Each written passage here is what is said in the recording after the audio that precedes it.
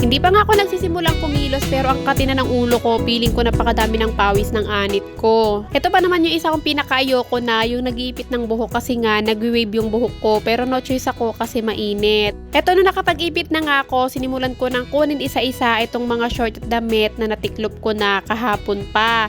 Diba nung mga nakaraan, naglaba ako ng damit namin tapos sinunod ko yung short. So hindi ko natupi agad yung mga damit. Tinantay ko munang matuyo yung mga short para nga isang tupian na lang ako. Sa totoo lang, ilang araw na talaga yan diyang nakatambak sa upuan at ngayon ko nga lang siya natupi. Nung naipasok ko na lahat ng mga damit at short doon sa kwarto, nagpunta naman ako dito sa kusina. Kinuha ko lang tong lagayan ko ng cocoa powder kasi kagabi talaga galing ako sa Pure Gold dahil bumili ako ng mga ibang kailangan kong ingredients sa pagbe-bake ko sa cake. May plano kasi akong mag-bake ng cake next week mga mamis para nga sa binyag ng pamangkin ko. Medyo marami pa talaga ako natirang cocoa dito pero last year pa kasi to mga mamis tapos naitapon ko na yung lagayan niya kaya hindi ko alam kung expired na o hindi. So para nga makasigurado ako, itatapon ko na lang to. Kaya bumili ako ng panibagong cocoa powder. Ito pala yung gamit kong cocoa powder mga mamis kapag nagbe-bake ako ng cake, yung Dutch. Ito rin yung gamit kong cocoa powder mga mamis kapag nagluluto ako ng champurado. Sa totoo lang, gine-gatekeep ko talaga tong cocoa powder na to mga mamis. Kasi nga, kapag may time na naubos na tong cocoa powder na binili ko, tapos gusto kong bumuli ulit, wala na, naubos nyo na. Pero ngayon, ito na nga mga mamis, share ko sa inyo kung ano yung gamit kong cocoa powder kapag gumagawa ako ng cake tsaka pag nagluluto ako ng champurado.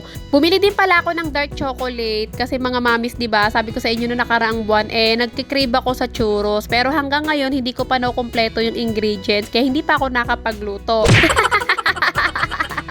Pero ngayong araw mga mamis na kumpleto ko na yung ingredients. Meron na rin akong mantika pang prito sa churros. Tapos ito ng dark chocolate. Tsaka nakabili na rin ako ng ebap. Kaya sa mga susunod na vlog ko mga mamis, abangan nyo kung paano ako gumawa o nagluto ng churros para nga magawa nyo rin sa mga anak nyo. Kasi masarap talaga yon. Ang hirap talaga mag-cravings mga mamis kapag laging petsa di peligro. Kasi hindi mo mabibili yung cravings mo. Kailangan mo mag-antay kung kailan ka makakaluwag-luwag. Nung natapos ko naman ng ayusin, yung mga binili ko nga ng gabi, sunod ko naman ginawa ay naghugas na ako ng mga plato para nga idire-diretso na yung mga iba ko pang gagawin. Mga bandang hapon na pala ng mga oras na to kasi tanghali ang pasok ni Atina nung araw na to. Pagkahatid namin sa kanya sa school, umalis kami ni Daddy, may pinuntahan kami saglit. Tapos pag uwi namin ni Daddy, dumiretso na ako sa school ni Atina para sunduin siya. Tapos pagkadating nga namin ni Atina dito sa bahay, nagpahinga ako dahil galing nga kami sa matinding init. Tapos ito nga, no, nakapagpahinga naman na ako, naglinis-linis na nga ako para nga pagdating ng gabi, maaga ako makatulog.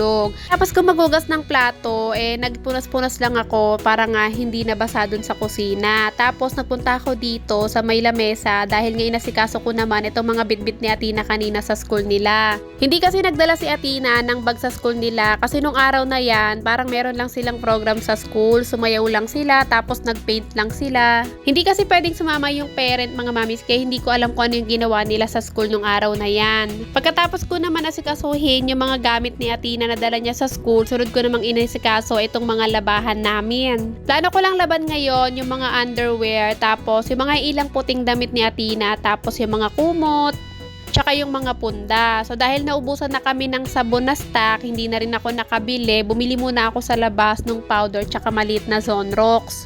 Una ko munang isinalang yung mga underwear at habang pinapaikot ko yung mga underwear, nagpunta ako dito sa sala para nga tanggalin na itong sofa cover.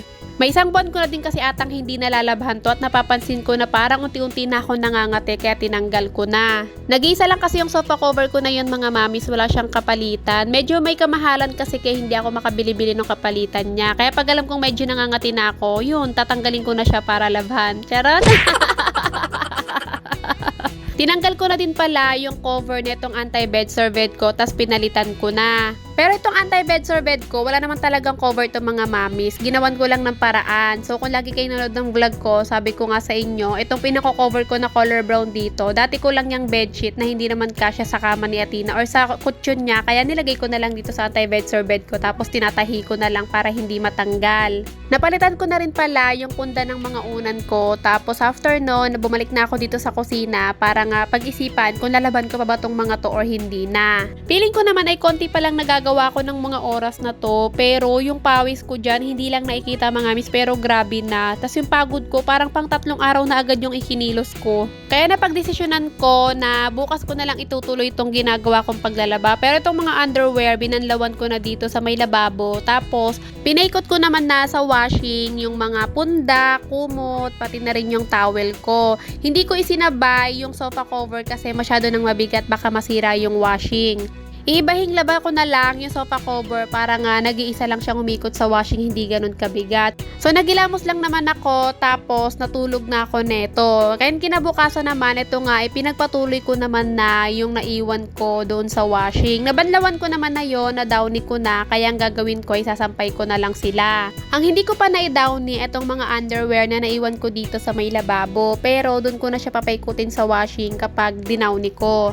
May mga nakikita ako nagtatanong sa comment section, siguro mga bagong follower ko pa lang sila, nagtatanong sila kung sa washing na din daw ba ako nagbabanlaw. Yes mga mami, sa mga hindi nakakaalam, hindi kasi pwedeng mapuwersa yung katawan ko, kaya lahat ng pag naglalaba ko, dun ko na lahat tinaasa sa washing. Pagsasabon, pagbabanlaw, hindi ko na rin niya pinipigaan mga mamis kasi hindi ko rin kaya. Kaya ang ginagawa ko, dinidrain ko lang siya ng matagal sa washing hanggang tuluyan na nga tumulo, tas tsaka ko siya i-hanger. Nung natapos naman na ako magsampay, sunod ko namang ginawa ay inilagay na nga or tinransfer na itong mga gatas dito sa lagayan. Swakpak lang yung binibili ko ngayon kasi hindi na masyadong nagagatas si Atina. Energy naman yung gusto niya. Nung natapos naman ako sa kusina, bumalik ako dito sa sala para ayusin naman tong mga box na to. Good news mga mami sa mga nagaantay ng sunscreen, meron na tayong sunscreen at fresh na fresh to mga mamis from Korea. Hindi lang sunscreen yan mga mamis, meron din dyang foam cleansing. Hindi ko pa to ngayon na-unbox mga mamis, makikita nyo pa to i-unbox ko sa next upload ko. Pero mga mamis, makikita nyo na to sa orange app ko. At ilalagay ko na yung link dyan sa baba sa comment section. Mag-checkout na kayo mga mamis kapag nakita nyo na yung link kasi 100 pieces lang yung sunscreen, pati na rin yung foaming 100 pieces lang din. At kapag na-sold out yun mga mamis, buwan ulit ang aantayin natin bago ulit tayo magkaroon ng sunscreen at foaming.